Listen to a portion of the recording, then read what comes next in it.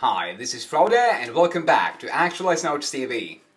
George Bernard Shaw, the Irish playwright, said, "A life spent making mistakes is not only more honourable, but more useful than a life spent doing nothing." And today I'll try to convince you that making mistakes can be a good thing. And you'll learn how to get going in your life and your creative projects, even though you might feel underprepared and afraid, as we all do at times.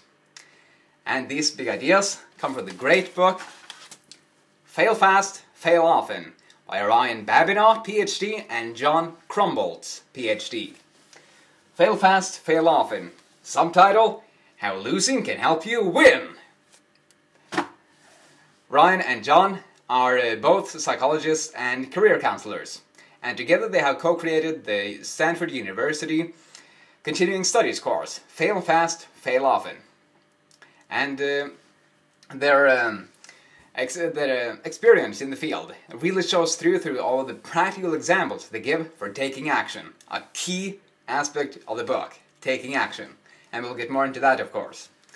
And if you're one of those people who know that nothing worthwhile ever happens without action, and you want to discover some wise courses of action, I think you'll love the book. And I also think you'll love Little Bets by Peter Sims, that we recently covered, because that book is also all about placing a ton of small bets, trying, failing, and learning. Alright, long prelude. Let's get started with the first big idea. Action. Through counseling thousands of people, Ryan and John has found out that happy and successful people tend to spend more time taking action and less time planning.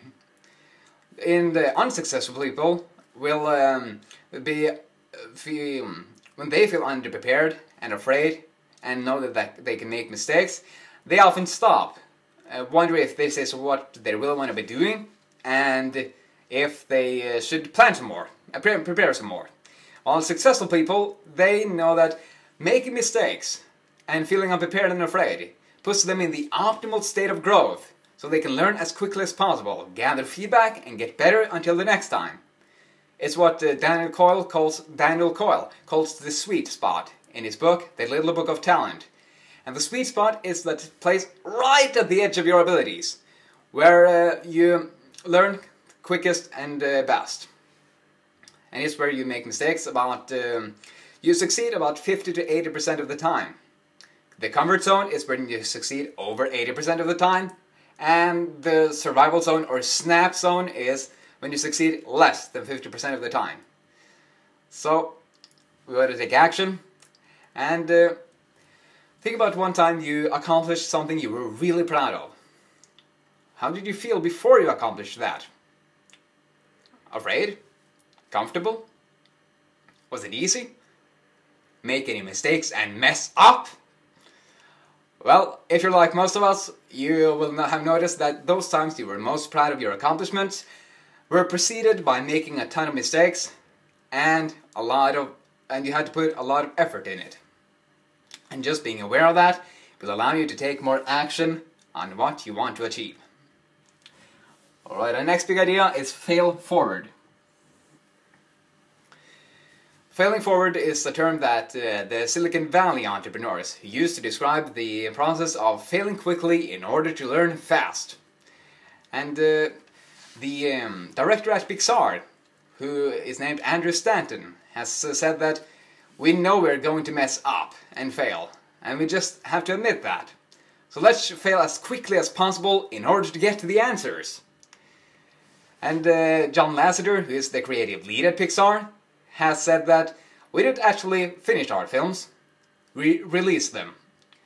Because to create WALL-E, the story artists had to sketch 98,173 storyboards in order to create the movie.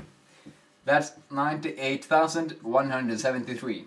And I got that fact from the book Little Bets by Peter Sims, by the way. So they failed thousands, if not 10,000s of times before they finally succeeded. They failed forward.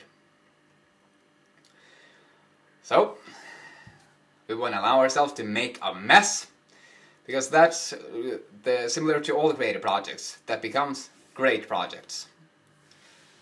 Our next big idea is bad, then successful. What do you think Michael Jordan, Mozart, Bach, Beethoven, Picasso, anyone who did great things have in common?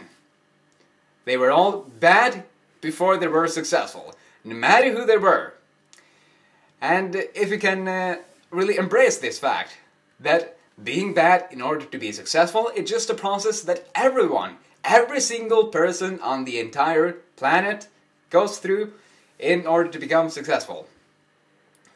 So we can release a lot of emotional pain from mastery, because we don't think we have to be somewhere else than we are just now, because it's a process. Become a little bit better each and every day. So think about what you want to succeed at, in terms of how you must first be bad at it.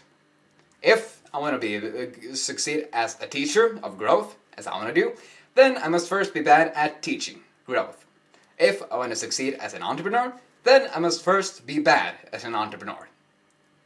What is this for you? And just embrace that process, and go humbly through it and master your field. The next big idea is curiosity. Ron and John tells us that the two main mistakes that that stops people from that makes people miss out on opportunities are: 1, they don't see the opportunities, and 2, they see the opportunities but they don't act on them.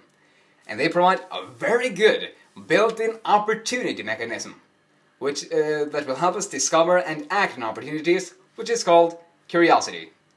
They basically say that when you feel really excited about something, like feel that childlike excitement, that you want to discover something new or want to do something, you need to act on it immediately.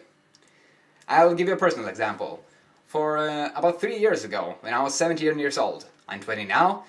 When I was 17, I discovered personal development for the first time. I hadn't been reading any books on non-fiction and personal development before. I didn't even know what it was, but I was awe-struck by the fact that anyone can really take conscious control over their lives by taking control over their minds. And therefore, that got me on the process of personal development. And I started pursuing it. I got curious. I started reading ferociously for a couple of years. And then I stumbled upon Brian Johnson at Optimize.me. And I saw his work of sharing ideas and creating masterclasses of how to live a good life. And I was just so inspired that I had to do the same. And 6 months later, here we are. The core is that if you have something that you're curious about, you need to act on it immediately. Because as Jim Rohn talks about in his book, Leading an Inspired Life, let's make a model. You have enthusiasm and time. If you have to act immediately when the idea strikes you and the emotion is high. Because if you don't, and you just let time go, then your enthusiasm will wane. And it's not so likely that you'll take action on your idea. So think about what you're curious about right now, and take one small action. What's one small action you can take to follow it? It doesn't have to be anything big, you just have to take it. Follow your curiosity, a built-in opportunity mechanism. And trust thyself. Every heart vibrates to that iron string, as Ralph Waldo Emerson said.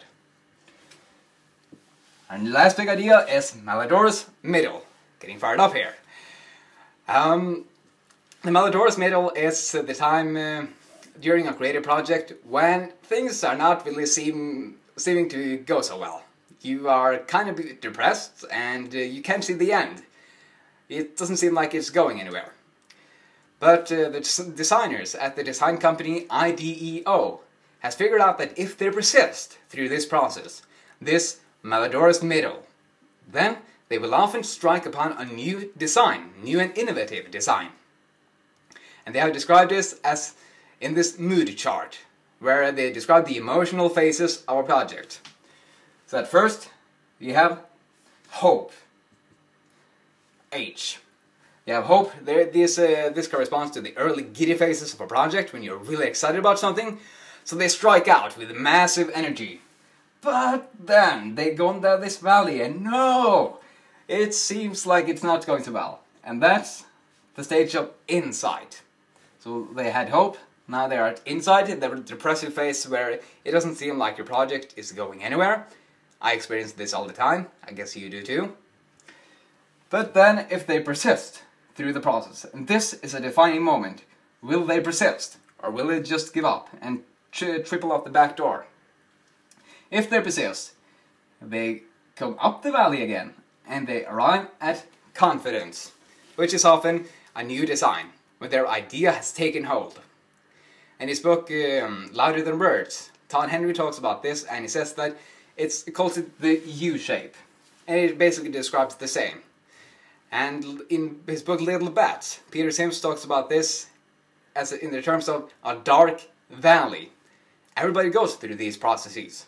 We just have to remember that. Like, everyone has to be bad before they are successful. They need to fail forward. But we need to just keep taking action. Because what's the #1 strategy we want to take when we are at the bottom of the Maladoras Middle? Well, what do you do when you enter upon a stinky room? You hold your nose and you go through it. Nothing else to do.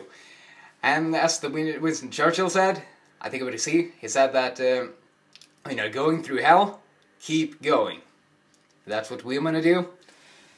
Remember that your curiosity is a built-in opportunity mechanism. You have to see it, and you have to act on it. And trust that your decision is right. And if it doesn't lead to anything good, that's just failing forward. You see what's bad. You see what doesn't work in order to see what works. If you want to succeed at something, you must first be bad at it. This is common for everyone who has done great things. Fail forward, what Silicon Valley entrepreneurs calls the process of failing quickly in order to learn fast. I'm doing this daily. Are you? And action. Happy and successful people take more action and plan less. Not that we don't need a certain amount of planning, of course, but we have to take even more action. Well, that was a super quick look at fail fast, fail often. Thank you, Ryan and John. Now think about the idea that landed, and I would love to hear how you're going to embody it a bit more in your life starting today. What's one small action you can take? Okay, let's keep actualizing as we serve the world and give our gifts in greatest service to the world. Thanks for watching. Have another awesome day. See ya.